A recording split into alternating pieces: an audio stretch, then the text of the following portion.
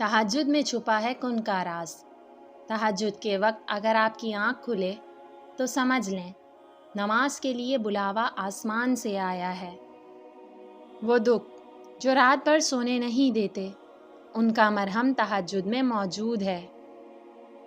تہجد کے وقت اللہ وہ دعائیں بھی سن لیتا ہے جسے دنیا ناممکن کا خطاب دے چکی ہوتی ہے۔ تہجد تک تو اللہ لے کر جاتا ہے، کیونکہ تمہاری دعاؤں پہ کن فیکون کی مہر لگنی ہوتی ہے۔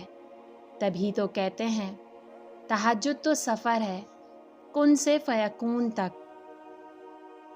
تہجد عشق ہے، اور عشق بھی وہ جب تک سانس نہیں لیتا، جب تک اللہ کو راضی نہیں کر لیتا۔